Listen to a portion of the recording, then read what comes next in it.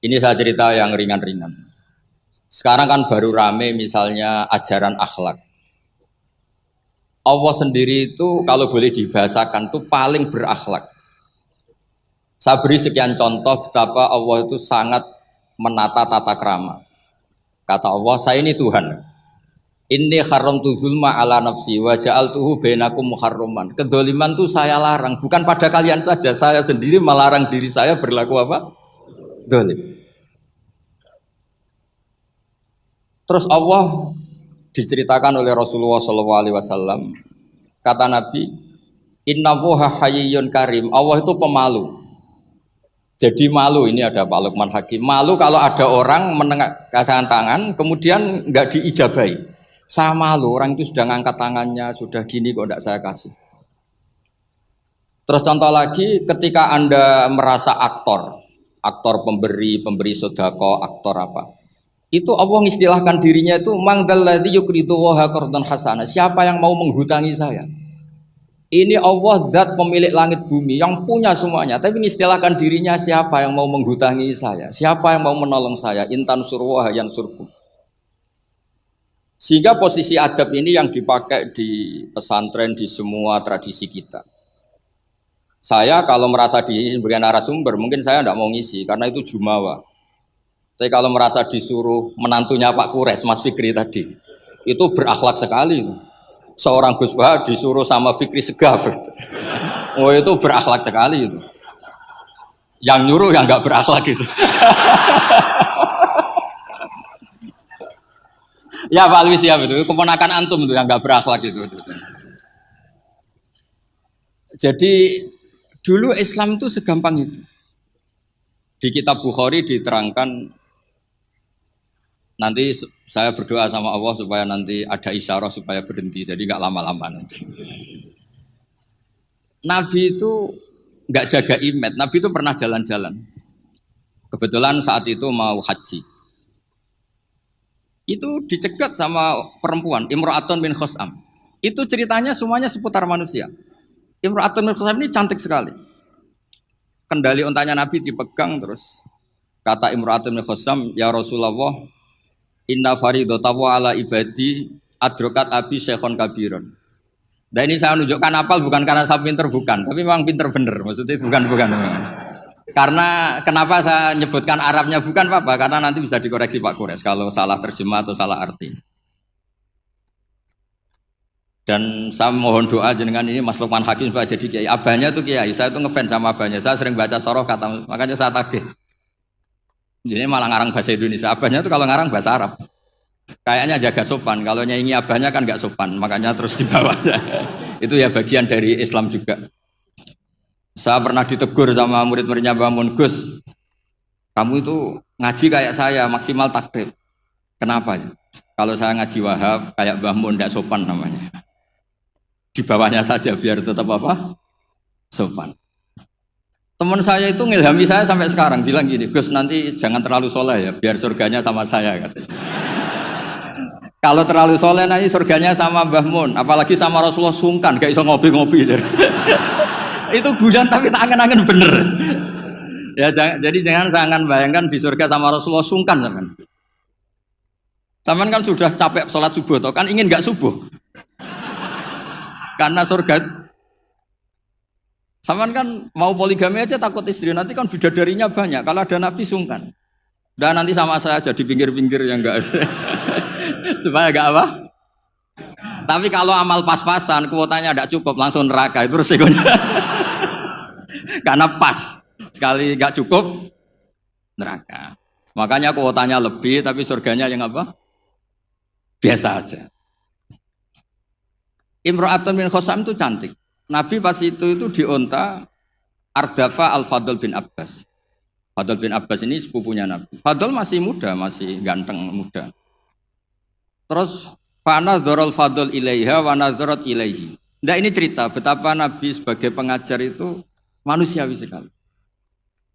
Terus falau wa Rasulullah unukal Fadl. Nabi cara sekarang memalingkan Fadl supaya agak ngelihat perempuan ini, Imra'atun min Khusam.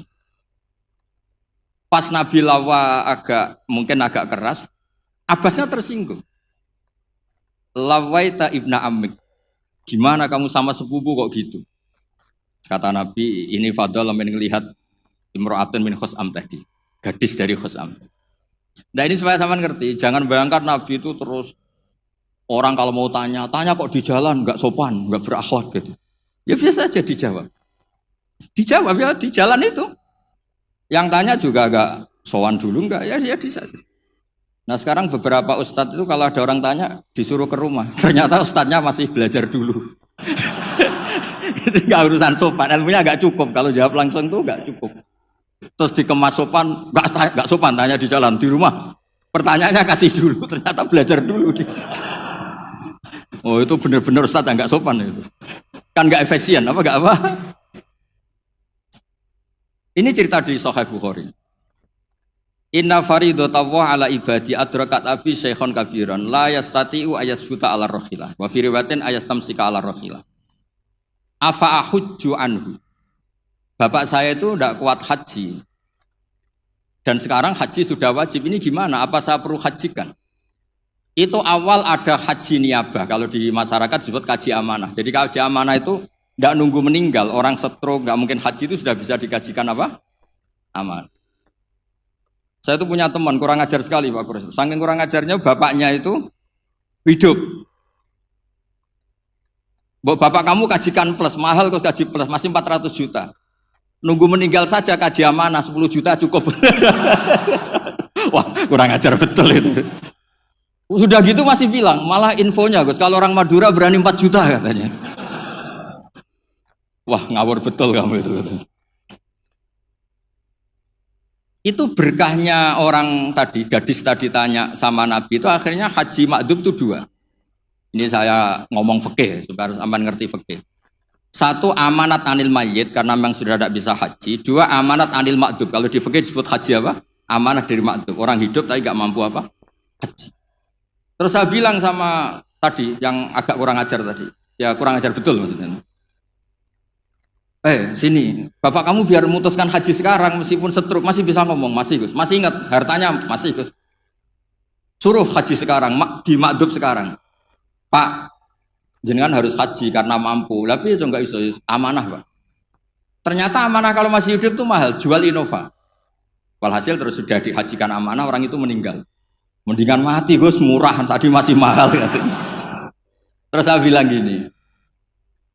Nah ini saya ngomong fikih biar Mas Fikri itu nggak salah lah, milih dewan pakar saya itu nggak salah, memang kayaknya memang kredibel. Saya sudah pamit sama Abi Kures. Itu di Sajaratul Ma'arif ada babu dzikri manaqiban nafsi, babu dzikri rajuli manaqiban nafsi. Bab seseorang itu boleh menyebut kelebihan dirinya kalau itu untuk kepentingan umat. Buktinya Nabi Yusuf ngendikan ini hafidun alim, urusan keuangan pasrahkan saya, ini hafidun alim. Dan semua Nabi mesti ngendikan ini lakum nasihun amin, saya ini orang yang punya niat baik. Jadi kata bapak saya kalau didik saya, tawadhu haram zaman akhir. Kenapa? Karena itu bentuk gak tanggung jawab. Disuruh mimpin negara gak mau, ngimami masjid gak mau, disuruh mulang gak mau. Ternyata karena gak mau tanggung jawab. Jadi tawaduk sama gak tanggung jawab itu bedanya sedikit. Taman tawaduk apa gak tanggung jawab? Iya kan banyak orang tuh gak berani nyai. Wah saya dereng sakit gini, tapi komen. Kacau itu. Saya teruskan. Sehingga dulu yang dialami Nabi itu ya biasa. Sampai di Bukhari dibabkan berkali-kali. Babul futya fit thoriq. Bab Nabi itu biasa ngasih fatwa di jalan. Ada lagi dibabkan babu hajil mar'ati anir rojuli. Biasanya di fikih itu kan pola ibadah lelaki sama perempuan kan beda. Tapi di bab haji niabah, ini ada Buya Aksin Sakho. Itu perempuan boleh menghajikan bapaknya. Makanya diulang lagi babu hajil mar'ati anir rojuli. Bab perempuan menghajikan lelaki. Kayak apa luar biasanya Nabi. Jadi Nabi itu kesehariannya biasa. Makanya Anda tidak usah khawatir misalnya di pesantren atau di komunitas Jawa atau di komunitas orang Timur, orang Indonesia. Mendidik akhlak, takut itu terlalu apa itu gak usah khawatir. Allah sendiri itu yang paling sopan. Sampai bilang untuk dirinya sendiri, kataba rabbukum ala nafsihir rahmah. Kataba itu mengharuskan, Allah itu mengharuskan dirinya untuk berbuat kasih sayang. Coba orang diwajib-wajibkan itu kan berat. Kayak sampean tak suruh-suruh itu kan berat. Tapi Allah menyuruh dirinya, aujaba ala nafsih, kataba rabbukum ala nafsihir. Makanya saya kalau baca Quran tuh sering nangis. Cara boleh dibahasakan tuh sekesatria itu Allah ngelola alam raya ini. Makanya dulu tuh banyak ulama itu pede. Saya tadi jagungan sama Pak Kures. Ulama dulu tuh pede. Kalau mau mati itu senengnya minta ampun, seneng sekali. Nggak kayak jenengan, hidup gak berani, mati ya gak berani itu, wah, itu kacau itu. Mati itu dulu, ini cerita orang dulu. Kenapa ada tarian Jalaluddin Ar-Rumi, tarian kematian, tapi tidak usah ditiru, nanti dianggap aliran sesat. Karena di Indonesia itu kalau aneh-aneh terus bisa di-SK aliran sesat.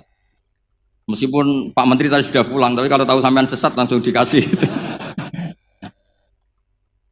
Itu Jalaluddin Rumi, pas mau meninggal itu santri-santrinya nangis. Terus kata beliau, kamu harusnya nggak usah nangis, kamu harusnya seneng. Kamu punya guru yang sekarang mau ketemu sama yang sangat dicintai. Kamu itu santri bodoh betul. Gurunya mau ketemu yang dicintai kok kamu nangis. Ayo tertawa semua. Tapi kalau kamu praktekkan, di Bengkolang orang banyak kamu. Itu akhirnya santrinya senang gurunya. Alhamdulillah guruku meh mati, alhamdulillah. Tapi dilihat kematian adalah awal ketemu yang dicintai. Lah begitu itu ya bersanad. Ketika Bilal, Sayyidina Bilal itu mau meninggal, itu orang sekelilingnya nangis. Beliau ya marah, jangan nangis. Ghadan nalqal ahibbah Muhammadan wa hisbah. Besok saya ini mau ketemu Rasulullah Muhammad. Kamu gak usah nangis. Ghadan nalqal ahibbah Muhammadan wa hisbah. Tapi mereka mengajarkan kebenaran itu rileks. Ya mengajarkan kebenaran itu rileks. Ini cerita sunnah Rasul yang mudah kita tiru. Sama nggak usah bayangkan jadi kiai sufi terus terkenal wali repot. Bisa kiamat kalau yang jadi wali sampean. Saya keberatan, betul keberatan. Mungkin Pak Kures nggak apa-apa. Orang sepuh itu biasanya legowo, gak apa-apa yang wali itu. Saya yang komplain. Nggak terima saya. Karena nggak lewat saya, kalau lewat saya lewat orang dalam. Dulu Nabi Ibrahim itu pernah ingin umur tua. Allahumma rzuqni umran tawilan itu. Ini cerita kalau Allah itu ngelola agama ini ya seni, nggak terlalu serius. Sama Allah itu nggak dijawab. Ada orang sepuh sowan ke Nabi Ibrahim dikasih anggur. Ketika dimakan dikunyah keluar lagi, ngalir lagi. Ketika dikunyah ngalir lagi keluar. Orangnya sepuh.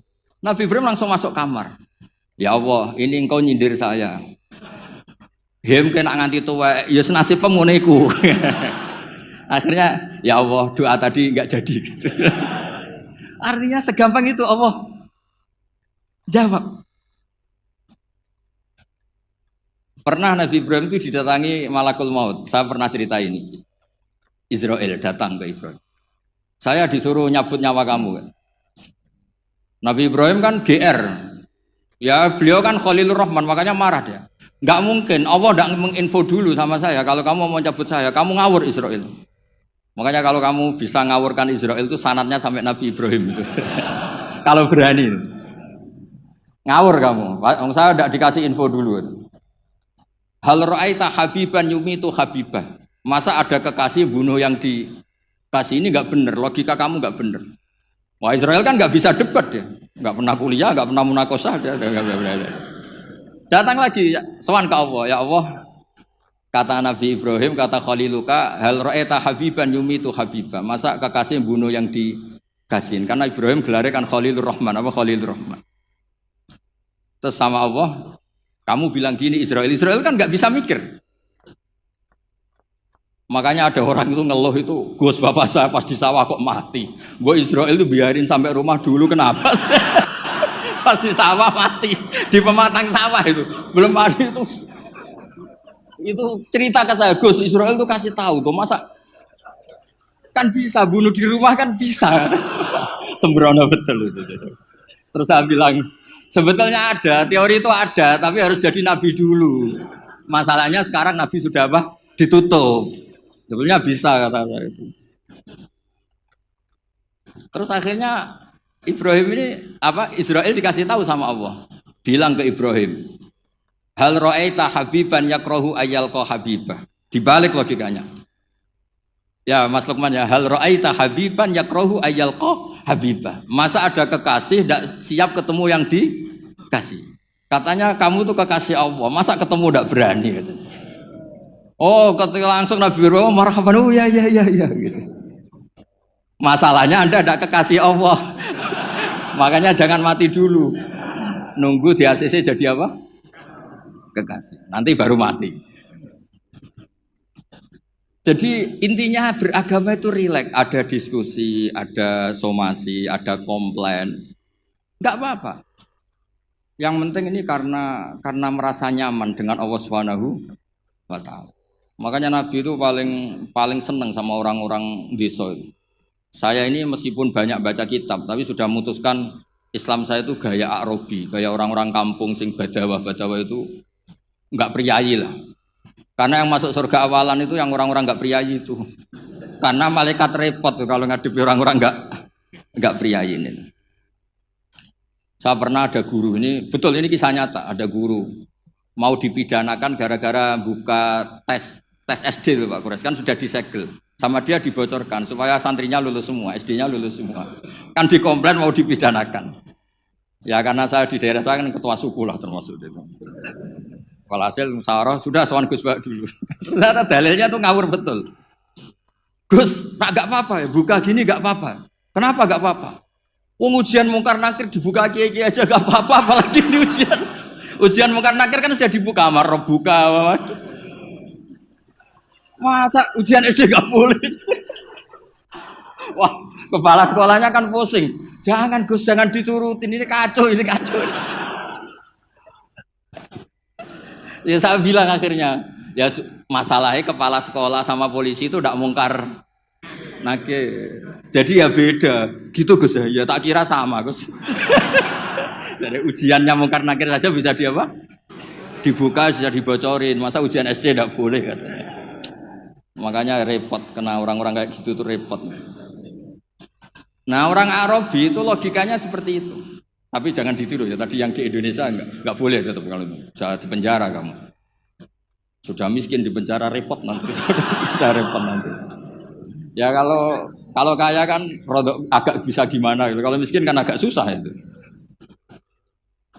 Ya agak gimana-mana pokoknya kalau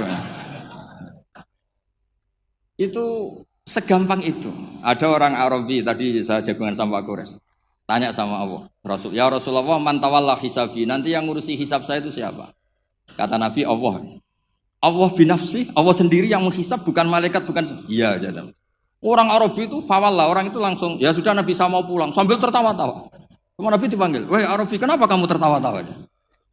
Jawabnya lucu, kenangan saya dengan Allah di dunia itu baik-baik saja. Maka nanti di akhirat juga baik-baik saja. Kalau sama malaikat saya tidak punya kenangan. Loh itu Nabi komentar itu fakuhal Arabi, kamu pinter yo gitu. Makanya kamu harus yakin kalau nanti ketemu Allah itu baik-baik. Buktinya kita di dunia tanpa prestasi ya baik-baik saja. Kita penuh problem, Allah ya baik-baik saja. Enggak terus, makhluk tanpa ada gunanya keluar dari bumiku ya. Nah itu penting. Jadi Allah itu suka.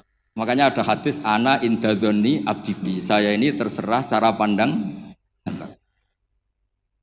Ini yang terakhir meskipun belum disemprit Pak Kures. Sudah dapat izin. Di kitab Ihya, saya berkali-kali cerita ini. Kitab Ihya itu meskipun hadisnya banyak yang nyoal, tapi kitab itu kitab keramat. Makanya ada pensarah Ihya namanya Sayyid Zabidi itu. Beliau sering ngendikan hadal hadis min haisul matnu dhaif lakinnahu masyhurun wa yu'adituhu fil makna al ahadits as-sahihah. Jadi intinya itu hadis ini secara teks memang masalah, tapi secara makna dikuatkan oleh sekian riwayat-riwayat yang apa? Sahihah. Jadi yang dhaifnya itu hanya min haisul lafdu atau hadal lafdu bi ini masalah, tapi min haisul makna itu enggak masalah.